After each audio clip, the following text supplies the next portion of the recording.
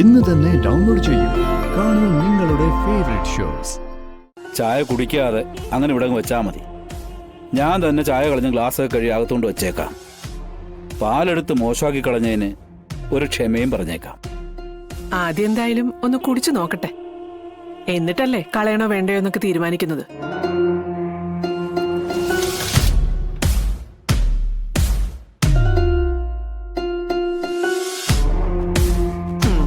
കളയണ്ട, വലിയ കുഴപ്പമൊന്നുമില്ല. എന്നാലും ഞാനിടുന്നത് പോലൊന്നും ആയിട്ടില്ല. അതല്ലെങ്കിലും നിങ്ങൾ ഈ പെൺവർഗങ്ങളെ ഈ പാചകത്തിന്റെ ക്രെഡിറ്റ് ഒക്കെ ആണുങ്ങൾക്ക് വിട്ടുകൊടുക്കൂ. അതിപ്പോ എത്ര നല്ലതായിട്ടുണ്ടാക്കിയാലും നിങ്ങളിട്ട് സമ്മതിച്ചു ചേർത്തൂല്ല.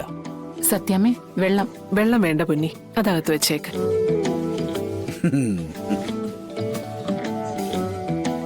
പിന്നെ രാഘവേട്ട, ഇന്നത്തെ കച്ചവടം വലിയ കുഴപ്പമില്ലാതെ പോയി.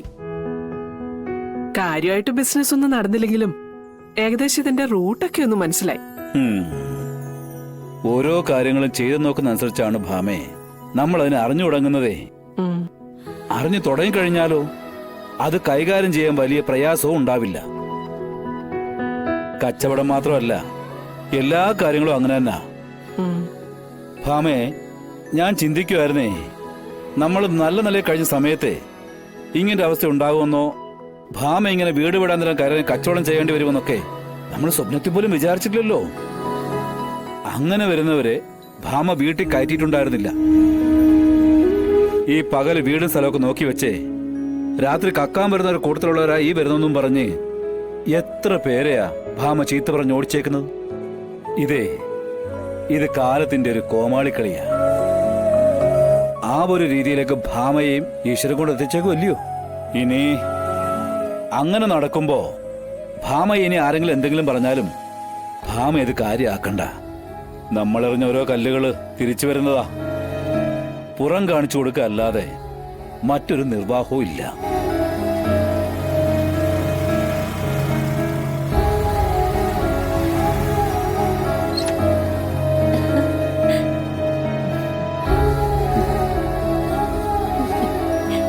സത്യാമേ,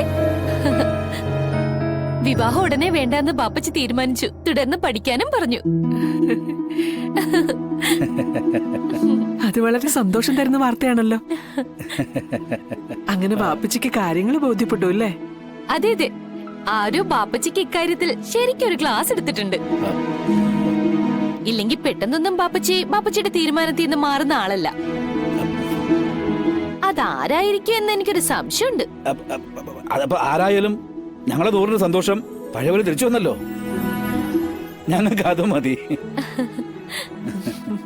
പിന്നെ അറിഞ്ഞുട്ടോ ബിസിനസ് സ്റ്റാർട്ട് ചെയ്ത വിവരം? ഒന്ന് ചെയ്തു നോക്കി, വലിയ കുഴപ്പമില്ല, കച്ചവടം കിട്ടും. ഇങ്ങനെ ഇതെല്ലാം പുറത്തുനിന്ന് വാങ്ങി കൊടുക്കുന്നതിന് പകരം ഇതെല്ലാം നമുക്ക് ഇവിടെ ഉണ്ടാക്കി കിട്ടുന്ന ലാഭം ഭയങ്കര വലുതായിരിക്കും. അതായത് ഇപ്പൊ കിട്ടുന്നതിന്റെ ഇരട്ടി നമുക്ക് ഉണ്ടാക്കാം. മോളെ, അതൊക്കെ ചെയ്യാൻ ആള് വേണ്ടേ? പിന്നെ അതൊക്കെ ഉണ്ടാക്കാൻ അറിയാൻ വേണ്ടേ? അതിനിപ്പോ അറിയുന്ന ഒരാളെ വെച്ചാലും മതി. വീട്ടിലുണ്ടാക്കുന്ന പലഹാരങ്ങൾക്ക് അല്ലെങ്കിൽ തന്നെ ഡിമാൻഡ് കൂടുതലാ. സത്യമ്മ അങ്ങനെ എന്തെങ്കിലും നോക്ക്. ഓർഡർ ഒക്കെ നമുക്ക് കൊണ്ടുവരാന്നേ. എന്നാ പിന്നെ നമുക്ക് അതുകൂടി നോക്കാം അല്ലേ? 100 പറഞ്ഞാ പിന്നെ അതിനെതിരില്ലല്ലോ.